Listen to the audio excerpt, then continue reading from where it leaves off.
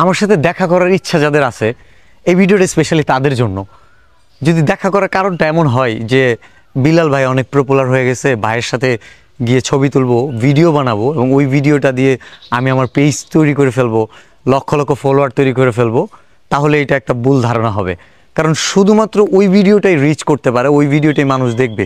So বাকি ভিডিওগুলো দেখানোর জন্য আপনার নিজের কাজ করতে হবে। আর যারা আমাকে অনুপ্রেরণা মনে করেন, আমি তাদেরকে বলবো অনুপ্রেরণা মানে এমন না যে কপি পেস্ট করতে হবে। আপনি যদি আমার মতো হতে চান আপনি হতে পারবেন না। আপনি যদি নিজের মতো হতে চান তাহলে হয়তো বা আমার চেয়েও ভালো কিছু করার সম্ভাবনা আপনার থাকবে। কিন্তু আমার মতো হইতে চাইলে আপনার 1% সম্ভাবনা নাই যে আমার মতো হবেন, কারণ কেউ কারোর মতো হয় না। এই যে আজকে বিল্লাল ভাই দেখতেছেন, বিল্লাল ভাই কিন্তু কারোর মতো হওয়ার চেষ্টা করে নাই, সে নিজেকে খুঁজছে। আপনিও আপনাকে খুঁজতে পারেন। তো আমার সাথে যারা দেখা করার জন্য আসেন তাদেরকে যে জিনিসটা ক্লিয়ার করি, আমি কিন্তু বাড়িতে খুবই কম থাকি, একদম সকাল টাইমে চলে যাই, আবার অনেক সময় অনেক রাতে ফিরি। আবার অনেকে মনে করতে পারে ঠিক আছে সকাল 8টায় বের হয়, আমরা সকাল 6টায় গিয়ে উপস্থিত থাকবো, আবার আমি রাতে 3টায় ঘুমাই। তো আপনি 3টার সময় যে একটা মানুষ ঘুমাইছে, তারা যে 6টার সময় আসে যে ডাকাডাকি করতেছেন, ওই মানুষটার তো একটা লাইফ আছে না। সাধারণ যে জীবনযাপন, আপনি হয়তো ওই দিন একটু আগে ঘুমাই পড়ছেন, আপনার ঘুমটা ঠিকই হয়েছে, কিন্তু যারে ঘুম ভাঙাইতেছেন সে আসলে কয়টায় ঘুমাইছে আপনি জানেন না। আমার কাছে কেন যদি মনে হয় যে কেউ একজন ভাইরাল হয়ে গেলে তার বাড়িতে গিয়ে যাওয়া, ফ্রেন্ডস ফ্যামিলি থাকে, এবং এইটা আমি জানি না কন্টেন্ট ক্রিয়েশন কে কীভাবে নেবে, এটা এক ধরনের উৎপাতের পর্যায়ে চলে যায়। আমি বলতেছি না যে আপনারা আসবেন না, আপনারা আসবেন, কিন্তু ইন্টেনশন যদি এমন হয় যে বায়ের কাছে গেলেই ভাইরাল হয়ে যাবেন, সো পেজ রেডি হয়ে যাবে, আপনি ফেমাস হয়ে যাবেন, কিচ্ছু না। আর যারা ভিডিও বানায় সাকসেস চান, আমি বলবো যে বিল্লাল ভাই না, শুধু কোনো ভাইয়ের কাছেই সামনাসামনি দেখা করেন না। কারণ আপনি ফিউচারে এমন হইতে পারে যার সাথে দেখা করতেছেন, যার কাছে সাপোর্ট চাইতেছেন, আপনি তার চেয়েও বড় কেউ হইতে পারেন, কিন্তু আজকে যদি গিয়ে দেখা করেন সে তো আপনাকে আজকে চিনবে না, বুঝবে না। এটা তার দোষ না, কারণ আজকে পর্যন্ত আপনি নিজের পরিচয়টা দিতে পারেন নাই যে আপনি এমন কেউ। হতে পারে আপনাকে মিলিয়ন মানুষ ফলো করবে, তো মিলিয়ন মানুষ ফলো করবে এটা যদি আমি জানি, বা যাদের কাছে যাচ্ছেন তারা যদি জানে মিলিয়ন মানুষ আপনাকে ফলো করে বা করবে, ভবিষ্যৎ আর জানে না, যদি জানতো আপনাকে করে তাহলে আপনাকে ওই ভ্যালুটা দিত। আর ফ্যান যারা আছে, যারা আসলে ভালোবাসে, যাদের উদ্দেশ্য এমন কিছুই না জাস্ট একটা ছবি তুলবে, সো তারা বাড়ি পর্যন্ত, আমার মনে হয় না যে একটা পিকচারের জন্য বাসায় গিয়া যা পাওয়া গেল না, সো বাসা পর্যন্ত আসার দরকার। তাদের সাথে কিন্তু রাস্তায় দেখা হয়ে যায়। এবং আমি সর্বোচ্চ চেষ্টা করি খুব বিজি না থাকলে আমি মাস্কও পরি না, যেন হয় ডাকতে অসুবিধা হবে যে ভাইয়ের সাথে একটা ছবি তুলতাম, যেন ওই সময়টা আমি বের করে পিকচার তুলতে পারি। আবার অনেকে পিকচার তুলতে গেলে তখন ভিডিওর আবদার করে, যেটা মোটেও ঠিক না। কেন হচ্ছে গিয়ে আমি এই যে বলি না ভিডিওতে ভাই দূর থেকে আসছে সাপোর্ট করেন, আমাদের কাছে তো অনেকে আসে, কেন এটা বলি না?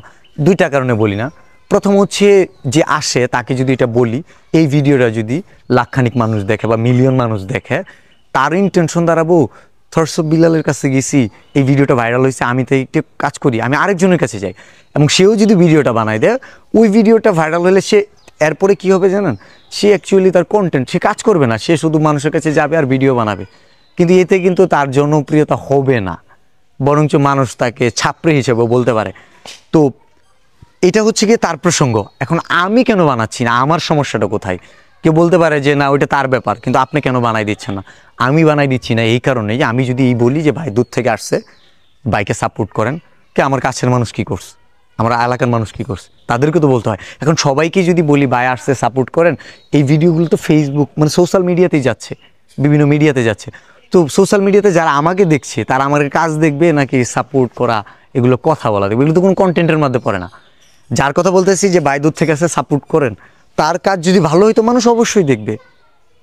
হ্যাঁ, তারটা এখন হচ্ছে না, একসময় হবে, তার ওই চর্চাটা প্র্যাকটিস করতে হবে যে আমিও হব। এই জন্যই বলে যে খেটে বড় হও, চেটে নয়। এবং আমিও সেটাই চাই, কারণ আমি ওই চেটে বড় হওয়ার মধ্যে বিশ্বাসী না। থরসব বিলাল শুধু না, যে কয়টা কন্টেন্ট ক্রিয়েটর আছে বাংলাদেশে, যারা কন্টেন্ট ক্রিয়েশন জার্নিতে আসছে, সবাই কিন্তু কাজ করে উঠছে। আপনি একটা মানুষ দেখাইতে পারবেন যে এই মানুষটাকে অমুক বলে দিছিল ভাই দূর থেকে আসে সাপোর্ট করেন, ভাইয়ের ভিডিওগুলো দেখেন এবং ও এখন ফেমাস হয়ে গেছে? না। যদিও সেটা হয়ে থাকে, সেটা ওই ভিডিওর জন্য না, তার কাজ দিয়ে হয়েছে। তো আমি কি বলতে চাইতেছি, যারা আমার ভিডিওগুলো দেখেন, ভাবেন যে আমি বিল্লাল ভাইয়ের মতো হইতে চাই, আমি বলবো যে বিল্লাল ভাই যেই টাইপের ভিডিওস বানা আপনি কন্টিনিউ করেন, কোনো সমস্যা নাই। এতে আপনার জড়তা ভাঙবে, আপনার কথা বলার যে স্পিরিটটা আসবে, প্রেজেন্টেশন স্কিল ভালো হবে, এবং আপনি যে চিন্তা ভাবনা করে নিজে কিছু লেখার চেষ্টা করতেছেন, এইটা আপনাকে অনেক দূরে এগিয়ে নিয়ে যাবে। কিন্তু এর পাশাপাশি কি করতে পারে, আপনি যদি দেশের বাইরে থাকেন, শুধু বিল্লাল ভাইয়ের মতো কথা কেন বলবেন? ওই দেশের কালচারের সাথে বাংলাদেশের কালচার কি ডিফারেন্ট আছে? ওই দেশে হতে পারে যে কি জানি বলে, গরুর মাংস আর ভাত, 1 প্লেট গরুর মাংস আর ভাত, 2 প্লেট ভাত, কয় টাকা দাম সেটাও আমি জানি না, আমার দেশের মানুষ হয়তো জানে না।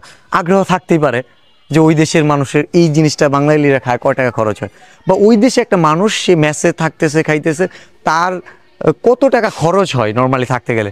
শুধু ঢাকার একটা মানুষ তখন কম্পেয়ার করতে পারে, যেটা আমার ঢাকায় যদি থাকি এত টাকা, আচ্ছা আমি তাহলে দুবাইয়ের এই জায়গায় থাকতেছি এত টাকা, ডিফারেন্ট বুঝতে পারে। এবং অনেক ধরনের জনরা থাকতে পারে।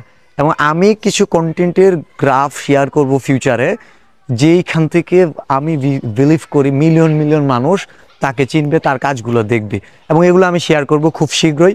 আর এই ভিডিওটাতে আমাকে কেউ ভুল বুঝবেন না, আপনাদের যদি আমি আমার কথা ধারা কষ্ট দিয়ে থাকি, আমার উদ্দেশ্য কষ্ট দিও না, উদ্দেশ্য হচ্ছে সত্যটা জানানো। জাস্ট যে আমার কাছে আসতেছেন অনেক দূর থেকে গাড়ি ভাড়া দিয়া, অনেক কষ্ট করে আসার পরে পাইতেছেন না, বা পাওয়ার পরেও আমার সাথে ভিডিও বানাতে চাচ্ছেন, আমি হয়তো যে লজিকটা আপনাকে দিচ্ছি আপনার কাছে পছন্দ হচ্ছে না, কারণ আপনার তো অনেক ইচ্ছা, অনেক স্বপ্ন নিয়ে আসছেন যে ভাইয়ের সাথে একটা ভিডিও বানাবো, এই ভিডিওটা আমার ফ্রেন্ডস ফ্যামিলি দেখবে, দেশের মানুষ দেখবে।